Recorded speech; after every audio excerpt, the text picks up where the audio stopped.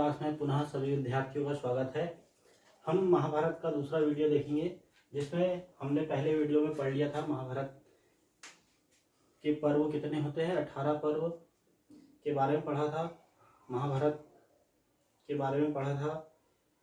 और आगे हम देखते हैं महाभारत के 18 पर्व की हम विस्तार पूर्वक चर्चा करेंगे।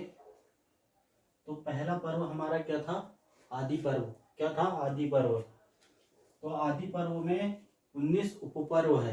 कितने हैं, 19 उपपर्व है।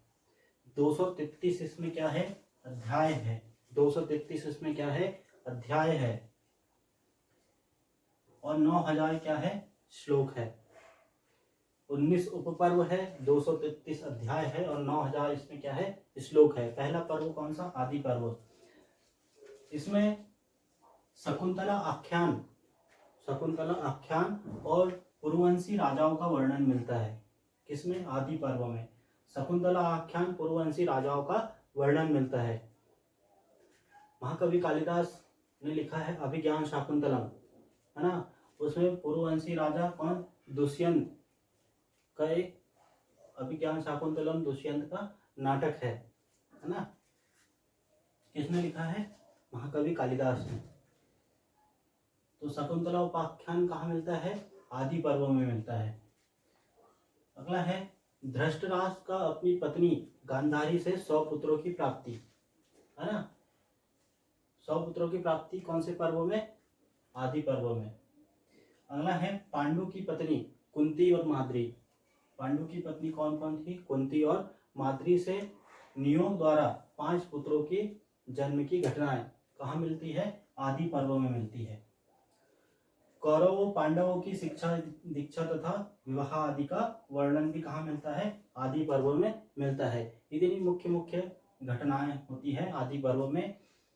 शकुंतला उपाख्यान मिलता है, पुरुवंशी राजाओं का वर्णन मिलता है, धृतराष्ट्र को अपनी पत्नी गांधारी से 100 पुत्रों की प्राप्ति, पांडवों की पत्नियां कुंती तथा माद्री से नियोग द्वारा 5 पुत्रों के जन्म की घटनाएं, कौरवों पांडवों की शिक्षा दीक्षा तथा विवाह आदि का वर्णन कहाँ मिलता है, आदि पर्व में। दूसरा पर्व है हमारा सभा पर्व। क्या है, सभा पर्व। इसमें 10 उपपर्व है और 81 अध्याय बताए गए हैं। 10 उपपर्व और 81 अध्याय बताए गए हैं। अगला है इसमें पांडवों की दिग्विजय यात्रा। पांडवों की दिग्विजय यात्रा कहाँ होती है, सभा पर्व में होती है। जरासंध का वध इसमें बताया गया है। जरासंध का वध, युधिष्ठिर द्वारा राजसूय यज्ञ किया गया। किस पर्व में, सभा पर्व में। राजसूय यज्ञ किसके द्वारा, युधिष्ठिर के द्वारा किया गया। यहाँ पर शिशुपाल वध का वर्णन आता है। शिशुपाल वध का वर्णन। अगला है द्रौपदी का चीरहरण किस पर्व में होता है, सभा पर्व में होता है। द्रुत क्रीड़ा से युधिष्ठिर का हारना किस पर्व में, सभा पर्व में। द्रुत क्रीड़ा से युधिष्ठिर का हारना कौन से पर्व में, सभा पर्व में। हारने के बाद 12 वर्ष का वनवास होता है और 1 वर्ष का अज्ञातवास। 12 वर्ष का वनवास और एक वर्ष का अज्ञातवास किस पर्व में बताया गया है, सभा पर्व में। किसमें, सभा पर्व में। तीसरा है हमारा वन पर्व। तीसरा कौन सा, वन पर्व है। इसमें 22 उपपर्व है। कितने, 22 उपपर्व है और 315 अध्याय बताए गए हैं। 22 उपपर्व और 315 अध्याय किसमें, वन पर्व में। राम, नल और राम के आख्यान कहाँ प्राप्त होते हैं, वन पर्व में प्राप्त होते हैं, राम और नल के आख्यान। अगला है सावित्री तथा सत्यवान की कथा। सावित्री तथा सत्यवान की कथा कहाँ बताई गई है, वन पर्व में बताई गई है। अगला है जयद्रथ द्वारा द्रौपदी का हरण। जयद्रथ द्वारा द्रौपदी का हरण कौन से पर्व में मिलता है, वन पर्व में मिलता है। इंद्र द्वारा कर्ण के कवच कुंडल ले लिया जाना किस पर्व में, वन पर्व में। इंद्र द्वारा कर्ण के कवच और कुंडल ले लिया जाना किस पर्व में होता है, वन पर्व में होता है। और पांडवों की तीर्थ यात्रा का वर्णन कहाँ मिलता है, वन पर्व में मिलता है। वन पर्व का इतना मुख्य था। अगला है हमारा विराट पर्व। क्या है, विराट पर्व। इसमें 5 उपपर्व है 5 उपपर्व है, 72 अध्याय बताए गए हैं और 2700 श्लोक है। 5 उपपर्व, 72 अध्याय और 2700 श्लोक। इसमें क्या क्या बताया गया है? पांडव वेश बदलकर मत्स्यराज विराट के राजप्रसाद में अज्ञात रूप में रहते थे। पांडव जो थे उनको वनवास हुआ था, अज्ञातवास हुआ था, तो वो कहाँ रहते थे? वेश बदलकर मत्स्यराज विराट के राजप्रसाद में, है ना, किसी को पता नहीं था। दूसरा है द्रौपदी के प्रति आसक्त किंचक का भीम द्वारा वध होता है ना। द्रौपदी के प्रति कौन आसक्त था? किंचक। तो वध कौन करते हैं? भीम करते हैं। अगला है विराट की गायों का कौरवों द्वारा हरण।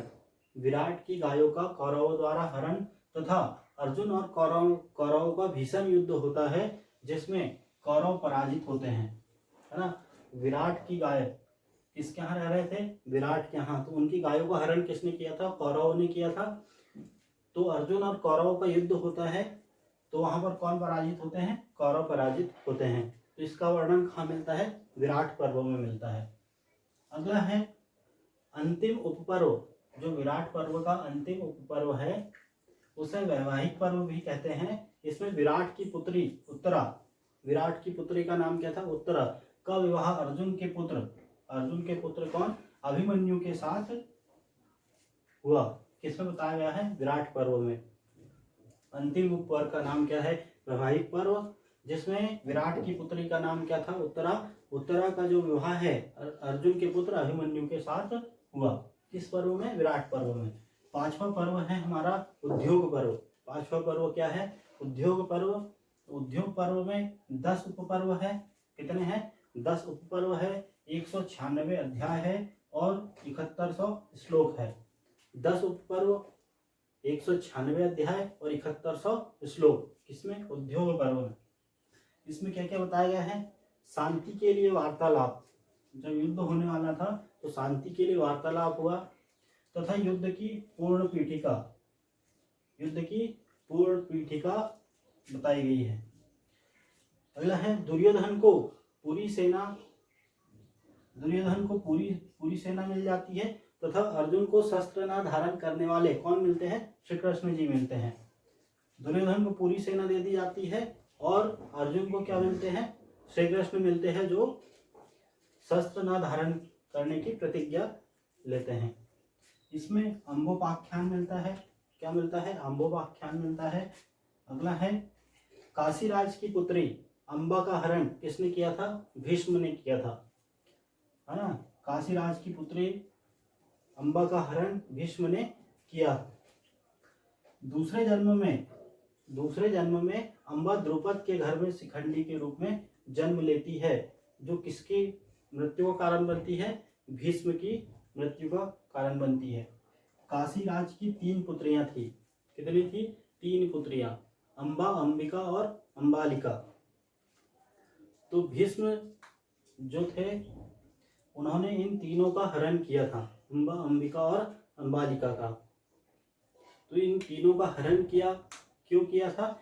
क्योंकि जो पुरुवंश थे वो काशीराज अपनी सारी बेटियों का जो विवाह था भीष्म ने किया। दूसरे जन्म में अम्बा द्रुपद के घर में शिखंडी के रूप में जन्म लेती है। तो महाभारत में काशी के नरेश की 3 पुत्रियां थी। कौन कौन? अम्बा, अंबिका और अंबालिका। अम्बा, अंबिका और अंबालिका। स्वयंवर में भीष्म बिना बुलाए ही पहुंच गए थे। तीनों का बलपूर्वक हरण करके हस्तिनापुर ले आए थे। अब हरण इस कारण किया था क्योंकि काशी की राजकुमारियां शताब्दियों से, 100 वर्षों से पुरुवंश में विवाहित होती थी, है ना, पुरुवंश में विवाहित होती थी। और काशी नरेश ने इस बार स्वयंवर आयोजित किया था, इस कारण उन्होंने उनका बलपूर्वक हरण कर लिया था। तो भीष्म तीनों को अपने सौतेले भाई विचित्रवीर्य, कौन थे उनके सौतेले भाई? विचित्रवीर्य से विवाह करवाना चाहते थे, विचित्रवीर्य से विवाह करवाना चाहते थे। अंबालिका ने विवाह कर लिया, लेकिन अंबा जो थी वह और किसी से प्रेम करती थी। अंबा जो थी वह और किसी से प्रेम करती थी। इस कारण भीष्म ने उसे प्रेमी के पास पहुंचा दिया, है ना। भीष्म ने उसे जिससे प्रेम करती थी उसी के पास पहुंचा दिया, लेकिन जो प्रेमी था उन्होंने भी अंबा को अपनाने से इनकार कर दिया और वह वापस भीष्म के पास आई, जो आकर विचित्रवीर्य से विवाह का प्रस्ताव रखा, लेकिन विचित्रवीर्य ने भी मना कर दिया। उसके बाद उन्होंने भीष्म से विवाह का प्रस्ताव रखा, लेकिन भीष्म तो आजीवन ब्रह्मचर्य का पालन करते थे, तो उन्होंने भी मना कर दिया। इस कारण अंबा ने विवाह नहीं किया। अंबा निराश होकर शिव की आराधना करने लगी। अंबा जो थी निराश होकर किसकी आराधना करने लगी? शिव की आराधना करने लगी। और शिव की आराधना करते हुए शंकर भगवान प्रकट हुए और उन्होंने वरदान मांगा। क्या वरदान मांगा? कि भीष्म की मृत्यु का कारण मैं ही बनूं, है ना। उन्होंने वरदान मांगा। तो शंकर भगवान ने कहा कि यह इस जन्म में संभव नहीं है, अगले जन्म में यह संभव हो सकता है। तो जो अंबा थी उन्होंने देह त्याग कर दिया अपना, और देह त्याग करने के बाद अगले जन्म में वह द्रुपद के घर शिखंडी के रूप में जन्मी। किसके घर? द्रुपद के घर शिखंडी के रूप में जन्मी। एक यक्ष से वर पाने के बाद शिखंडी पुरुष बन गई। हाँ, क्या बन गई? पुरुष बन गई। और महाभारत का युद्ध हुआ तो अर्जुन की ढाल बन गई और भीष्म की मृत्यु का कारण बनी। कौन? अंबा। अगला उपपर्व है भीष्म पर्व। कौन सा है? छठवां, भीष्म पर्व। इसमें 5 उपपर्व है। कितने उपपर्व है? 5 उपपर्व है। 122 अध्याय है। कितने अध्याय है? 122 अध्याय है और 6100 श्लोक है। 5 उपपर्व, 122 अध्याय और 6100 श्लोक। किसमें? भीष्म पर्व में। इसमें मुख्य क्या क्या बातें बताई गई है? भीष्म के सेनापतित्व में, भीष्म जब सेनापति थे तो उसमें 10 दिनों तक महाभारत का युद्ध चला। कितने दिनों तक? 10 दिनों तक महाभारत का युद्ध चला। युद्ध के आरंभ में कृष्ण और अर्जुन का संवाद के रूप में 18 अध्याय का अंश है ना। कृष्ण के आरंभ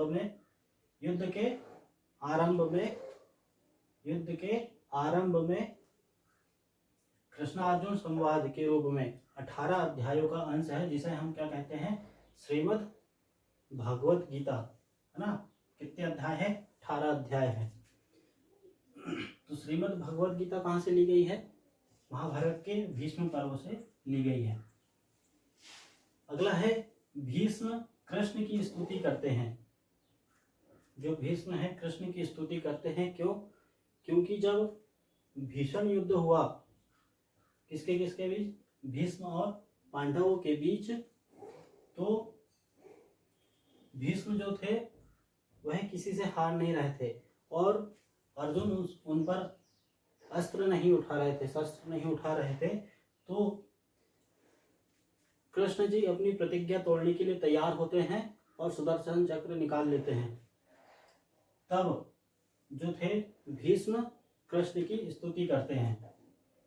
अगला है शिखंडी को आगे करके भीष्म को बाणों की सैया पर लिटा दिया जाता है, सुला दिया जाता है। किसको आगे किया? शिखंडी को। अगला है भीष्म को प्राण त्यागने के लिए उत्तरायण की प्रतीक्षा रहती है। भीष्म को प्राण त्यागने के लिए किसकी प्रतीक्षा रहती है? उत्तरायण की प्रतीक्षा रहती है। तो यहाँ पर भीष्म पर्व में किसको बाणों की सैया पर लिटा दिया जाता है? भीष्म को। अगला है 7वां द्रोण पर्व। क्या है द्रोण पर्व? इसमें 8 उपपर्व है। कितने उपपर्व है? 8 उपपर्व है। 202 अध्याय है। कितने? 202 अध्याय है और 10,000 इसमें क्या है? श्लोक है। द्रोण पर्व 8 उपपर्व है, 202 अध्याय है और 10,000 श्लोक है। इसकी मुख्य बातें क्या है? द्रोणाचार्य के साथ 5 दिनों तक युद्ध का वर्णन। कौरव और पांडव के बीच में जो द्रोणाचार्य थे, कौरव के सेनापति बनाए गए, तो द्रोणाचार्य के साथ पांडवों का कितने दिन तक युद्ध चला? 5 दिनों तक युद्ध चला।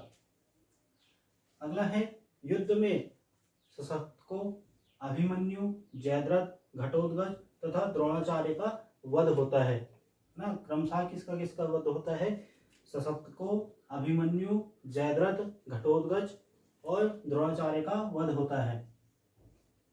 अगला है द्रोण का छल पूर्वक वध होने से उनका पुत्र कौन था? अश्वत्थामा। वह कुपित होकर नारायणास्त्र का उपयोग करता है। किसका उपयोग करता है? नारायणास्त्र का उपयोग करता है। तो ये भी द्रोण पर्व की मुख्य मुख्य घटनाएं थी। अगला है कर्ण पर्व। कौन सा है? कर्ण पर्व। तो कौरव सेना का अध्यक्ष किसे बनाया गया? कर्ण को बनाया गया, जो 2 दिन तक लड़ा, 16वें और 17वें दिन तक। और 16वें 17वें दिन वह क्या हुआ? मारा गया 17वें दिन। अगला है कर्ण के अहम की तुष्टि के लिए मंत्र नरेश शल्य को उसका क्या बनाया गया था? सारथी बनाया गया था। किसको बनाया गया था? मंत्र नरेश शल्य को क्या बनाया गया था? उसका सारथी बनाया गया था। कर्ण और शल्य का परस्पर रोचक वाक युद्ध भी इसी में बताया गया है। किसमें? कर्ण पर्व में। तो 5 दिन तक कौन लड़े थे? 10 दिन तक कौन लड़े थे? क्षमता 10 दिन तक कौन लड़े थे? भीष्म लड़े थे। 5 दिन तक कौन लड़े? द्रोण लड़े और 2 दिन तक कर्ण। अगला पर्व है शल्य पर्व। कौन सा पर्व है? शल्य पर्व। तो शल्य पर्व में 2 उपपर्व है। कितने हैं? 2 उपपर्व है, जिसका पहले का नाम है हृदय पर्व। पहले का नाम क्या है? हृदय पर्व। और दूसरे का नाम है गदा पर्व। दूसरे का नाम गदा पर्व। तो इसमें 65 अध्याय है। कितने अध्याय है? 65 अध्याय है। 3700 श्लोक है। 65 अध्याय है, 3700 श्लोक है। 2 उपपर्व है, एक है हृदय पर्व और एक है गदा पर्व।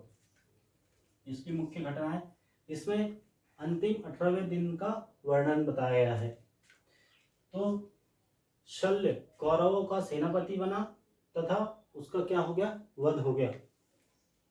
कौन से दिन? 18वें दिन।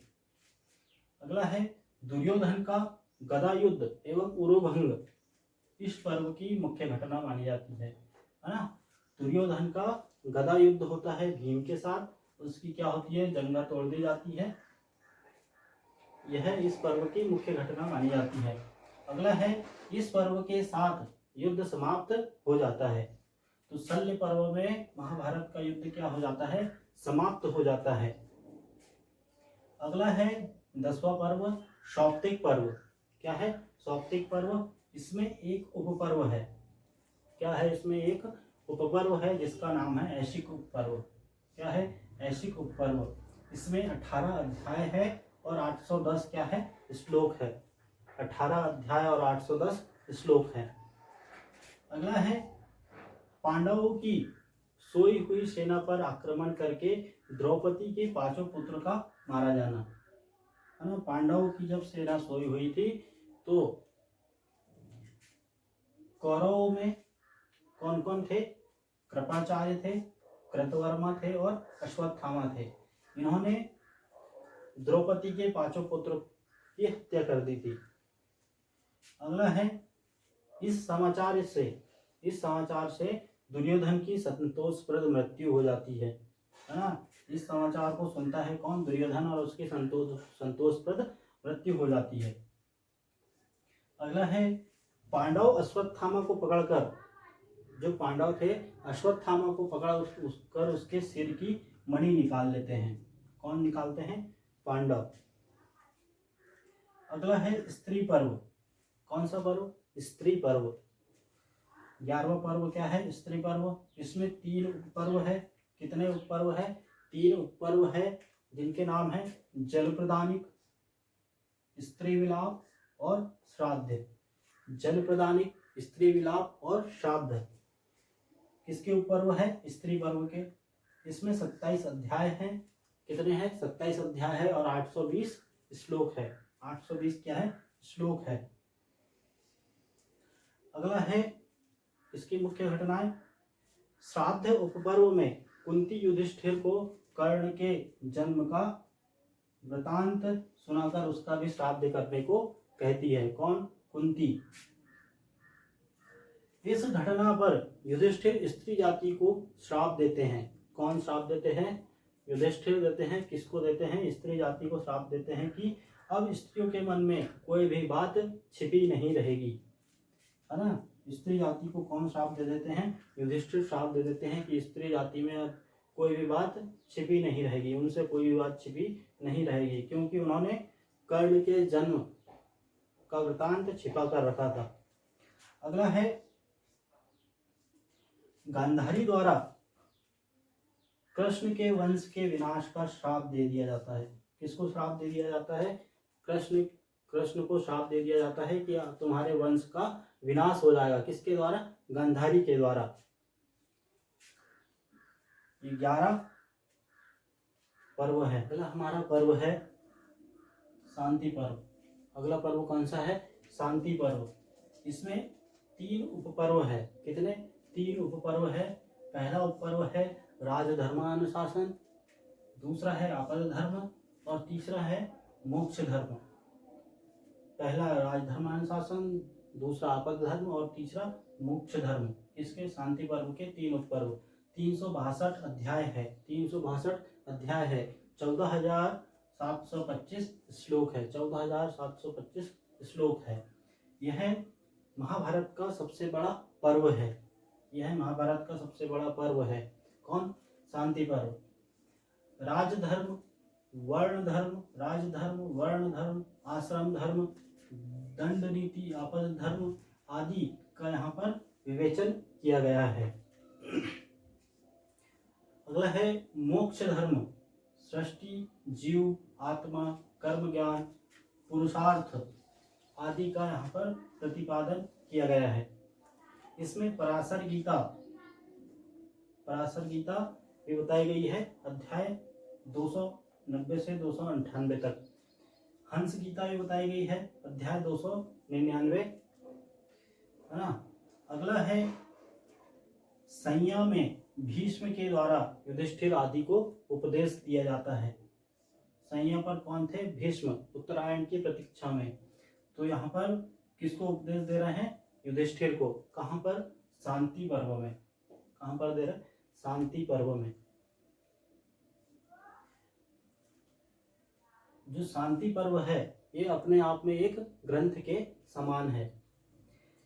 अनुशासन पर्व, 13वां पर्व कौन सा है? अनुशासन पर्व। इसमें 2 उपपर्व है। कितने उपपर्व है? 2 उपपर्व है। 169 अध्याय है और 10,000 इसमें क्या है? श्लोक है।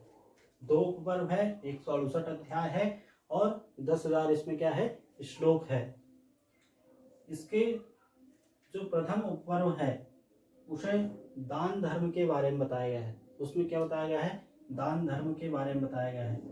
अगला है द्वितीय उपपर्व है भीष्म का स्वर्गारोहण। द्वितीय उपपर्व में भीष्म का स्वर्गारोहण कहाँ पर? द्वितीय अध्याय में। इसमें शिव सहस्त्र नाम स्तोत्र इसमें है, जो 17वें अध्याय में हमको मिलता है। अगला है विष्णु सहस्त्र नाम स्तोत्र। ये भी कहाँ है? 149वें अध्याय में। इसमें ब्राह्मणों को दान की महत्ता बताई गई है। ब्राह्मणों को दान की महत्ता भी इसमें क्या बताई गई है ना। 13वां अनुशासन पर्व था। 2 उपपर्व है, 168 अध्याय है, 10,000 श्लोक है। प्रथम उपपर्व में दान धर्म है, द्वितीय पर्व में भीष्म का स्वर्गारोहण है द्वितीय अध्याय में। शिव सहस्त्र नाम स्तोत्र 17वें अध्याय में है। विष्णु सहस्त्र नाम स्तोत्र 149वें अध्याय में है। ब्राह्मणों को दान की महत्ता बताई गई है। अगला है 14वां पर्व अश्वमेधिक पर्व। अश्वमेधिक पर्व इसमें 92 अध्याय है। कितने अध्याय है? 92 अध्याय है। 4250 श्लोक है। कितने श्लोक है? 4250। इसकी महत्वपूर्ण घटना, व्यास के आदेश पर युधिष्ठिर अश्वमेध यज्ञ करते हैं। किसके आदेश पर? व्यास के आदेश पर कौन करते हैं? युधिष्ठिर अश्वमेध यज्ञ करते हैं। अर्जुन जो है 1 वर्ष तक अश्वमेध के यज्ञ की रक्षा करते हैं। अर्जुन जो है 1 वर्ष तक यज्ञ द्वारा जो अश्व छोड़ा जाता है उसकी क्या करते हैं? रक्षा करते हैं। इसमें एक उपपर्व बताया गया है जिसे क्या कहते हैं? अनुगीता। क्या कहते हैं? अनुगीता। अगला है 15वां पर्व है आश्रम वार्षिक पर्व। कौन सा है? आश्रम वार्षिक पर्व। इसमें 3 उपपर्व है। कितने हैं? 3 उपपर्व है। 39 अध्याय है और 110 श्लोक है। 110 क्या है? श्लोक है। इसकी महत्वपूर्ण घटना है, धृतराष्ट्र के साथ गांधारी, कुंती व विदुर का वन में आश्रम बनाकर निवास करना। कहाँ पर? आश्रम बनाकर कहाँ पर निवास करना? वन में। कहाँ पर? वन में। 16वां है मौसल पर्व। क्या है? मौसल पर्व। इसमें 304 श्लोक बताए गए हैं। इसकी मुख्य घटना है, 36 वर्ष बाद गांधारी का श्राप सत्य होता है। कितने वर्ष बाद? 36 वर्ष बाद। गांधारी ने किसको श्राप दिया था? श्री कृष्ण को। तो इस श्राप के अनुसार यादव वंश के लोग परस्पर युद्ध करके समाप्त हो जाते हैं। आपस में ही लड़ते हैं और समाप्त हो जाते हैं। श्री कृष्ण भी एक व्याध द्वारा भ्रमवश इनकी भी क्या हो जाती है? मृत्यु हो जाती है। अगला है यदुवंश के विनाशक मूसल के कारण ही इस पर्व का नाम क्या पड़ा? मौसल पड़ा। यदुवंश के विनाशक कौन? मूसल के कारण ही इस पर्व का नाम क्या पड़ा? मौसल पड़ा। 17वां पर्व है महाप्रस्थानिक पर्व। 17वां पर्व क्या है? महाप्रस्थानिक पर्व। इसमें 3 अध्याय है। 115 इसमें क्या है? श्लोक है। अगला है, इसकी महत्वपूर्ण घटनाएं, पांडवों की हिमालय यात्रा का वर्णन इसमें किया गया है। महाप्रस्थानिक पर्व में पांडवों की हिमालय यात्रा का वर्णन किया गया है। हिमालय में क्रमशः द्रौपदी, सहदेव आदि गिरते जाते हैं और युधिष्ठिर जो है उनके पतन का कारण बताते जाते हैं। युधिष्ठिर पार्थिव शरीर सहित ही स्वर्ग में प्रवेश करते हैं। कौन जाते हैं? युधिष्ठिर पार्थिव सहित स्वर्ग में प्रवेश करते हैं। अगला है 18वां स्वर्गारोहण पर्व। कौन सा? स्वर्गारोहण पर्व। इसमें 5 अध्याय है, 220 श्लोक है। 5 अध्याय 220 श्लोक, स्वर्गारोहण पर्व।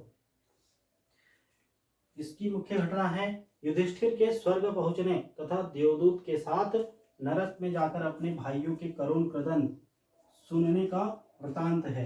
कहाँ जाते हैं ये? स्वर्ग पहुंचने तथा देवदूत के साथ कहाँ जाते हैं? नरक में जाते हैं तथा अपने भाइयों के करुण क्रदन सुनते हैं और उसके बाद आश्वासन पाकर दिव्यलोक जाकर कृष्ण, अर्जुन आदि से मिलते हैं।